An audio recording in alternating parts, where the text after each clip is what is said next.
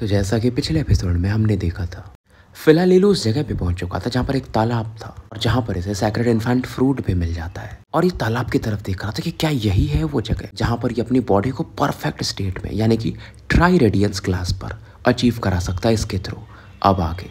और लीलू ये सोच ही रहा था, तभी ली लिंगजिंग बताती है कि ये सैक्रेड ग्राउंड है। कहाँ? किसका? फायर स्पिरिट मंकीज का। और वो लोग तब यहाँ पर इकट्ठा होते हैं जब मंकी किंग पैदा होता है। मंकी किंग यहाँ से वो पानी पीता है तालाब का, और यहीं पर ना ये लोग सैक्रेड इन्फेंट फ्रूट ला के रखते हैं जिससे कि ये जो वाटर है एब्जॉर्ब कर लेता है। और कुछ एक जो रहते हैं ना वो परफेक्ट स्टेट में पहुंच जाते हैं, जैसे कि तुम्हें अभी मिला। तो कह सकते हो कि ये सीक्रेट लोकेशन है, सैक्रेड प्लेस है फायर स्पिरिट मंकीज का। और इस जगह को तुम तभी ढूंढ सकते हो जैसे मैंने उस फायर स्पिरिट मंकी को डरा दिया था, तो वो फाइनली इधर भाग के आया था। हालांकि ली लिंगजिंग के पास पूरी मेमोरीज नहीं थी सोलिटेयर ट्रू डेविल के फिलहाल, लेकिन फिर भी काम भरी के मिल गई थी। और ये बताती है कि यहाँ का पानी मैजिकल है स्ट्रेंथ बढ़ाने के लिए। और जितना मैं देख पा रही हूँ तुम्हारा क्लास फिन टायर पे हो तुम हाफ कंप्लीटेड स्टेट में, उसमें भी इसके थ्रू तुम उसे परफेक्ट कर सकते हो। लिंगजिंग भी बस यही सोच रही थी कि लीलू क्या करेगा कि क्लास फिन बॉडी को परफेक्ट करेगा, बट इसे कहाँ पता था लीलू क्या सोच रहा है। लीलू भी खुश हो जाता है। लिंगजिंग कहती है अब तुम्हें अच्छा लग रहा है, और मैं फिर से जो मैं माफी मांग रही थी वो मेरा माफी यही है। लीलू भी स्माइल करता है कि चिंता की कोई बात नहीं, तुम मुझे गुस्सा दिला सकती हो लेकिन ऐसी अपॉर्चुनिटीज दिलाओगी तो कोई बात नहीं। लिंगजिंग भी कहती ठीक है फिर तुम टाइम लो अपना।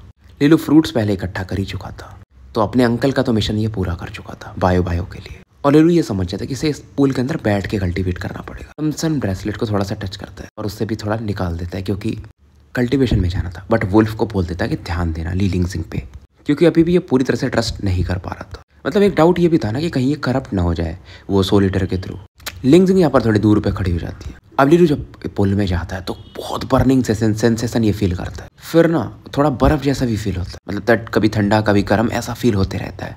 और लीलू कमल आसन में बैठ चुका था, पद्म आसन भी कह सकते, और ड्रैकोनिक ब्रेड फिन आर्ट से कल्टीवेशन शुरू कर देता है। दूर से इधर ली लिंगजिंग से देखती कि लीलू की बॉडी पर ना वो ग्लेज्ड पैटर्न बन रहे थे जो कि इसके फाउंडेशन को भी दिखाते हैं। मतलब आप कह सकते हो कि हेवनली ओरिजिन डिफाइन कॉन्टिनेंट में ग्लेज फिन टायर एक बेंचमार्क था कि बंदा कितना ज़्यादा टैलेंटेड है। और जब ली लिंगजिंग भी फिन बॉडी टायर में थी ना तो वो ग्लास फिन टायर पे पहुंची थी, और देखकर ये भी समझ पा रही थी कि लीलू का जो स्ट्रेंथ है ये आराम से ग्लास फिन टायर पे कुछ समय पहले ही पहुंच जाता, लेकिन उसने किया क्यों नहीं। उसके दिमाग में ये भी आ जाता ये पक्का tri radiance glass fin tier try कर रहा है, ग्लास फिन टायर का सबसे टॉप लेवल। और इस लेवल पे बहुत टैलेंटेड लोग ही पहुंच पाते हैं, गिने चुने लोग। उसके लिए अपॉर्चुनिटीज तो चाहिए, साथ में फाउंडेशन भी आपका तगड़ा होना चाहिए। और इसे मन में कहना पड़ता कि ये मुझसे भी ज़्यादा टैलेंटेड है जैसे कि मैं पास्ट में थी। फिलहाल अपनी बॉडी पर फोकस करती कि यू मतलब थोड़ा सा वैसा लगता है इससे, वो केचुए वाली बॉडी में थी ना सोलिटर के, बट फिलहाल ये शांत करती है खुद को। बस ये वेट करती कि लीलू यहाँ से चले फिर ये अपनी बॉडी में एंटर कर जाएगी। इधर एक दिन पूरा बीत जाता है और उधर ली फेंगी जाओ जिंगी वगैरह अपना कॉन्शियसनेस जो फॉग में थोड़े से ये हो से गए थे, मतलब अब जाग चुके थे और हैरान थे कि हम अभी भी जिंदा है। ली फेंगी इस दौरान लीजिंग टावर टेंग फेंगजियान से यही चीज कहती। वो दोनों भी थोड़े कंफ्यूज थे। ये ब्लैक मिस्ट गजब ही था, मतलब हमें सुला दिया था एकदम। और फेंगजियान बोलता वो सोलिटर कहाँ गया। अब फेंगी को चिंता होती है लीलू की कि लिटिल ब्रदर कहाँ पे है, और ये पैनिक करने लगती है। ली जिंगटाओ ना शांत रहता है, हमने भी उसे वो स्क्रॉल दिख जाता है जहाँ पर लीलू इन्फॉर्मेशन छोड़ के गया था, जो कि ये पढ़ लेता है कि अरे चिंता मत करो, थर्ड ब्रदर थोड़ा अंदर और गया है फ्रूट के लिए, इसका मतलब सोलिटर भी मर चुका है। फेंगी कहते कि हम इस पे विश्वास कर सकते हैं कि सच में सोलिटर मर गया है, क्या पता उसने ऐसा किया हो। फेंगजियान भी स्क्रॉल को सरप्राइज होकर देखता है, और लेकिन लिंगजिंग टाओ कहता है लेकिन इसमें जो रेजोनेंट पावर है ना वो थर्ड ब्रदर का ही है। फेंगी भी कहती ठीक है फिर हम वेट करते हैं। इधर जाओ जिंगियो की टीम की भी कॉन्शियसनेस वापस आ रही थी, और जिंगियो चिल्लाता है कि मेरे हाथ वापस ला लो, बस मैं इस जगह को हम लोग छोड़ के चले जाएंगे। अब जो बंदे थे इसके हाथ ढूंढने लगते। जिंगियो को हाथ नहीं मिल रहा था, क्योंकि हाथ मिलता तो ये उसे फिक्स करा सकता था, ऑरा रहती टेक्निक रहती। अब नहीं तो इसको अपने हाथ फिर से उगाने पड़ेंगे सेंस वगैरह के थ्रू, जो कि थोड़ा ज्यादा कठिन होता है, और हाथ जो बनेंगे भी वो कमजोर रहेंगे। और इसे काफी ज्यादा ना गुस्सा आ रही थी कि मैं लीलू के पीछे क्यों आया। सबसे अच्छा इसे ये लग रहा था कि लीलू कहीं नहीं दिख रहा था, जो कि इसके लिए अच्छा न्यूज़ था। और फिलहाल ये वापस जाने लगता है। ली फेंगी इनको जाते हुए देखती बट फिलहाल कुछ नहीं बोलती, क्योंकि लीलू कहाँ है कैसी किस हालत में अभी तक इन्हें पता नहीं था। और इनके जाने के बाद ना फेंगी वगैरह माउंटेन की गहराइयों में देख करके सामने जो था थोड़े और चिंतित हो रहे थे। समय धीरे धीरे और बीतता है और 2 दिन और निकल जाते हैं। लीलू अभी भी मतलब कल्टीवेशन में लगा हुआ था, फायर और आइस एनर्जी के बीच में और एब्जॉर्ब कर रहा था। इसकी बॉडी पर एक अलग ग्लो आ चुका था, और धीरे धीरे ये गोल्डन लाइट भी जो इसकी बॉडी पर चमक रही थी वो गायब हो जाती है, और लीलू का रेजोनेंट पावर बढ़ना शुरू होता है। गोल्डन ग्लो धीरे धीरे ना प्रिज्मेटिक में बदल जाती है, ग्लासी कलर में, और ये अब ग्लास फिन टायर में पहुंच चुका था। और भी ज़्यादा एनर्जी अब्सॉर्ब करता है, क्योंकि ग्लास फिन टायर इसका मेन गोल नहीं था। इसका मेन गोल आपको पता है, इस दौरान 12 घंटे और बीत जाते और ज्यादा फायर और वाटर एनर्जी इसकी बॉडी में कंडेंस हो रही थी। आधा लीलू की बॉडी ना मतलब फायर की तरह की दिख रही थी और आधा वाटर की तरह, और लगातार ये उन्हें रिफाइन कर रहा। धीरे धीरे एक मिस्टीरियस कलर बनने लगता है। अब धीरे धीरे लीलू की बॉडी में ना 2 कलर्स दिखने लगते हैं। मतलब ये डुअल रेडियंस पे पहुंच चुका था। ली लिंगजिंग कमेंट करती है। बहुत सारे लोग तो इतने पे भी रुक जाते। लीलू इसके ऊपर और जाना चाहता था। समय और निकलता है। लीलू की बॉडी पर ये जो कलर था डुअल रेडियंस का, ये और ज्यादा एकदम शार्प हो जाता है। तीसरा कलर अभी तक नहीं आता है। लिंगजिंग को लगता है कुछ और अभी भी लैक कर रहा है लीलू। ये कुछ सोच रही थी, तभी लीलू चिल्ला के कहता है कि कजिन ली लिंगजिंग, सॉरी मतलब वो कहती कजिन लीलू, एक जो सेक्रेड इन्फेंट फ्रूट है ना वो फायर पॉन्ड में डाल दो, उसे मतलब निचोड़ के। लीलू भी ये समझ ही चुका था और ऐसा ही करता है। जैसे ही गोल्डन जूस जो उसका निकलता है पॉन्ड को टच करता, फायर एनर्जी और ज्यादा लाइवली हो जाती है और वाटर एनर्जी भी, इस जो भी बोल लो उसको। धीरे धीरे जब लीलू इसे एब्जॉर्ब करता है, इसकी एनर्जी और ज्यादा प्योरर हो जाती है। इसकी बॉडी का टेम्परेचर ठीक ठाक लेवल पे पहुंच चुका था और फाइनली वो तीसरा कलर भी आने लगता है। मतलब इसकी बॉडी 3 कलर में चमकने लगती है। Tri radiance glass fin tier को ये अचीव कर चुका था। मतलब लीलू ऑफ फिंड बॉडी टायर में था, उसका टॉप लेवल पे था tri radiance glassy fin tier, और ये काफी खुश था और इसे लिंगजिंग कांग्रेचुलेट करती और लीलू के पास आके ना इसकी बॉडी को देखती कि मानना पड़ेगा तुम्हें। अब लीलू जानता था कि अब ये लीकिंग फैंकिंग में और बाकी टैलेंटेड लोगों को टक्कर दे सकता है। और इसकी बॉडी पर एक रिंग बनता है, ट्राई रेडियंस का रिंग, इसकी बॉडी को प्रोटेक्ट कर रहा था। मतलब अगर ये सब ध्यान में भी है, कोई अटैक करेगा तो ये चीज इसे प्रोटेक्ट करेगा। कुछ इसके बॉडी पर ना फाइन लाइंस भी बन चुके थे, जिसे नोटिस करना थोड़ा मुश्किल था। इससे हम कहते हैं ट्राई रेडियंस स्पिरिचुअल मार्क्स, जो कि स्ट्रेंथ को बढ़ाते हैं। मतलब एक तरह से 2 सीक्रेट चीजें थी इसकी बॉडी पर ट्राई रेडियंस को अचीव करने के बाद, और डार्क डोमेन में आने का फायदा हुआ था इसे। अब ये काफी खुश था। तो फिलहाल लीलू ये जो अपना फायर पॉन्ड था उससे बाहर निकलता है, काफी खुश था। बड़े बड़े अपना ब्रेसलेट रेड पहन लेता है। लिंगजिंग की तरफ देखता है एक वार्मथ लुक के साथ, क्योंकि उस लड़की ने कोई प्रॉब्लम क्रिएट नहीं किया था। इसका मतलब कि 100 लीटर पे इस लड़की ने काबू पा लिया होगा। मतलब ये ली लिंगजिंग सच वाली है। तो ये जो फायर पॉन्ड में एनर्जी था अच्छा खासा, वो लीलू एब्जॉर्ब कर चुका था। फिर भी इसमें जो एनर्जी थी अभी, बोलता है क्या है मैं इसे लेकर चल सकता हूँ थोड़ा बहुत। मतलब ली फेंगी ली जिंगटाओ को फायदा हो सकता है, क्योंकि जो सेक्रेड इन्फेंट फ्रूट इसने उसमें स्क्वीज किया था, मतलब निचोड़ के डाला था, उसकी एनर्जी अभी भी थी। लेकिन जैसे ही उठाता है ना तो वो पानी फिर नॉर्मल हो जाता है, भाप बन के उड़ने लगता है। ली लिंगजिंग इसे बताती है कि ये अलग वाटर है ना, वाटर फायर एनर्जी वाला है, इसे नॉर्मल तरीके से कलेक्ट नहीं कर सकते। तो तुम्हें वही सेक्रेड इन्फेंट ट्री का ना वो ट्रंक चाहिए हो, उसी के लकड़ी में ऐसा काट करके अंदर खोखला करके स्टोर कर सकते हो। और फिलहाल लीलू यही करता है। मतलब देखो स्टोर कर लेता। अब ज्यादा मैं क्या बताऊं कि लकड़ी काटता है क्या ही करता है। और लिंगजिंग भी इस दौरान कहती है यार तुम्हें देख कर नहीं लगता है कि तुमने अपना अच्छा खासा समय आउटर डिवाइन कॉन्टिनेंट में बिताया है। लीलू भी कहता है हाँ मतलब बिताया हूँ आउटर डिवाइन कॉन्टिनेंट में, रिसोर्सेस कम है लेकिन बहुत सारे लोग हैं जो मुझसे भी टैलेंटेड है, मुझके मेरे बराबर के। लिंगजिंग कहती है तुम फालतू में कह रहे हो। बट लीलू भी अब ज्यादा एक्सप्लेन नहीं करता कि किसकी बात कर रहा था ये। भाई जियांग किंग की बात कर रहा था, बट सोचता है कि फ्यूचर में ये खुद मिलेगी तो इसे खुद समझ जाएगा। और इस दौरान इसे जियांग किंग की याद भी आती। फिलहाल इन इमोशंस को ये सप्रेस कर, और फिलहाल उसके बाद मतलब ये लिंगजिंग के साथ यहाँ से निकल जाता है। और लिंगजिंग इससे कहती है क्या मैं उन लोगों के सामने ऐसे प्रकट हो सकती हूँ, मतलब ली फेंग जिंगटाओ और फेंगजियान के सामने, क्योंकि मैं इसके बॉडी में हूँ। लीलू कहता है अगर छिप सकती हो तो छिप जाओ।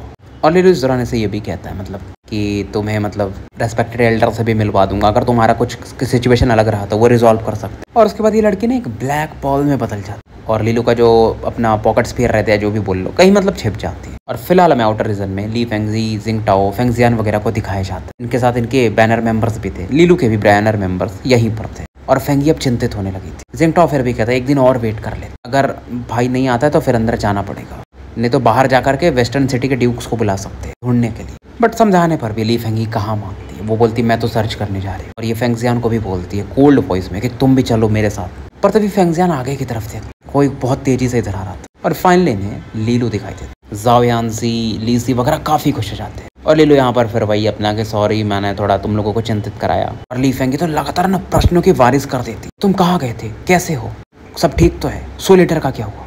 और लीलू फिर पूरी चीज़ें बताता है और थोड़ा सा कहानी बना देता है कि मेरे को रेस्पेक्टेड एल्डर ने एक मेथड दिया था जिसकी वजह से 100 लीटर भाग गया और फिर मैंने ये चीज़ें प्राप्त कर ली। और फिर ये जो अपना ट्री ट्रंक्स में ये वाटर स्टोर करके लाया था फेंगी जिंगटाओ और डेंग फेंगजियान तीनों को देता है। और तीनों जब इस एनर्जी को देखते हैं तो काफ़ी सरप्राइज हो जाते हैं। बस फेंगजियान थोड़ा सा ही चक्रा था कि मैं कैसे ले सकता हूँ, मतलब लीलू के साथ इसकी उतनी दोस्ती बनी थी। बट फिर भी फेंगी जब उससे गुस्से में बोलती है तो फिर शांति से रख लेता है। और लीलू भी कहता है अब मिशन पूरा हो चुका है, यहाँ से चलते हैं। तो चारों अपने बैनर्स को लेकर के अब डार्क डोमेन से बाहर निकलने लगते हैं। और इस दौरान मतलब बात इनकी होती भी है। जाओयान से भी कहती है मुझे तो भाई डार्क डोमेन ये बिल्कुल पसंद है, अगर कोई प्रॉब्लम ना हो तो मैं कभी यहाँ आना भी नहीं चाहूँगी। फिलहाल के स्ट्रेंथ के हिसाब से मतलब अर्थफिंड स्टेज तो काफ़ी नहीं है। इधर बाहर गेट पर ली फेंग खड़े ही थे। जब ये देखते कि चारों बैनर्स आ गए तो काफ़ी मतलब खुश होते हैं और बताते भी कि हमने देखा कि वो ब्लड लाइन जो हेवनली एम्परर ज़ाओ वाले हैं ना, बाहर तो निकले काफ़ी वीक दिख रहे थे। ऐसा लग रहा था कि बहुत प्रॉब्लम हुआ है इन्हें, और अगर तुम लोग 1-2 दिन और नहीं आते तो फिर हमें अंदर आना पड़ता। लीलू भी अपना थोड़ी चीज़ें बताता है कि हाँ उतना भी प्रॉब्लम नहीं हुआ था, बट हमने उसे काउंटर कर दिया। और ली फेंग इस दौरान फिर भी एक सिल्वर मिरर यूज़ करते हैं कि अगर किसी पे भी करप्शन होगा ना तो वो मतलब रिजॉल्व हो जाएगा। और लीलू इस दौरान कहता है, सिटी लॉर्ड ली फेंग आपको पता है मैंने डार्क डोमेन में किसे देखा? ली फेंग कंफ्यूज हो जाते हैं थोड़े, किससे? मतलब लीलू बताता है एल्डर सिस्टर ली लिंग सिंह को। अब ये ओल्ड मैन तो और हैरान हो जाते हैं, ऐसा कैसे हो सकता है? उसका तो स्पिरिट हार्म था और वो पूरा टाइम घर में रहती है, बाहर ही नहीं निकलती। फिर लीलू बताता है सोल ईटर के बारे में कि आधा उनका स्पिरिट खा गया था, तो इनका एक्सप्रेशन और अगली हो जाता कि हाँ लिंगजिंग ने मुझे इस बारे में बताया तो था। और पूरी चीज़ें जब ये बताते उन्होंने मुझे जेड ऑर्नामेंट दिया था और अपना आधा स्पिरिट उसमें सील कर दिया था, तो ली फेंग और अवाक हो जाता कि क्या आप कह रहे हो कि लिंगजिंग ने ट्रू डेविल को हरा दिया? और लीलू काफ़ी तारीफ भी करता है कि इनका विल पावर तो बहुत तगड़ा है।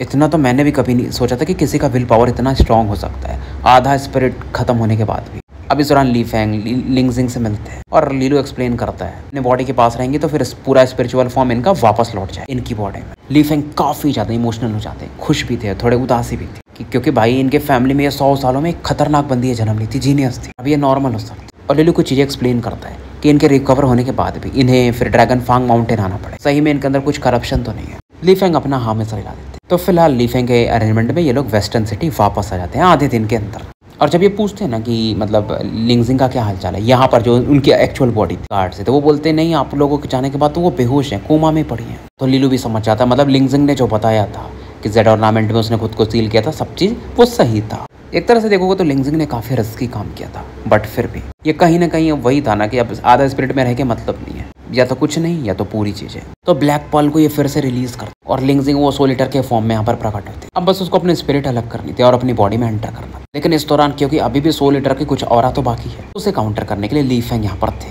क्योंकि बॉडी से वही फिर वो ब्लैक गैस निकल रहा था। और वो जो स्ट्रेंज ऑरा थी ना उसे लीलू भी फील कर पाता कि ये सोल ईटर की ऑरा है। तो लिंगजिंग अपना स्पिरिट को तो अपनी बॉडी में लेकर चली आती है, लेकिन लिंगजिंग की जो एक्चुअल बॉडी थी ना वो वीक थी क्योंकि भाई देखो कुछ भी था, सोल ईटर था तो ड्यूक लेवल का, और अगर सोल ईटर अपनी ऑरा धीरे धीरे लिंगजिंग की हड्डियों में फैला देता ये लोग क्या करेंगे? मतलब ये सोल ईटर बहुत खतरनाक था, नॉर्मल जो डेविल्स होते हैं ना उनसे तो बहुत तगड़ा था कि टैलेंटेड लोगों को डिवोर कर जाना और फिर अपना स्ट्रेंथ बढ़ाना। और लीलू समझ नहीं पाया था ये ऐसा क्यों करता है क्योंकि कुछ सवालों के जवाब अभी भी इसके पास नहीं थे। तो लिंगजिंग के बॉडी में एक वो सोल ईटर ट्रू डेविल का एक मार्क दिखाई देता है। इसे कौन हटा सकता है? रेस्पेक्टेड एल्डर ही हटा सकते हैं। कुछ भी हो भाई, ये लड़की है तो ब्रांच फैमिली की, बट है तो ली फैमिली की ही ना। और लीलू भी एक्सप्लेन करता है कि वैसे भी आंटी यूनो और हमारा रिलेशन काफ़ी करीब का है, उन्होंने भी किसी मेरे खास के लिए अपना ट्रेजर यूज़ किया तो ये सब चीज़ें चलती हैं।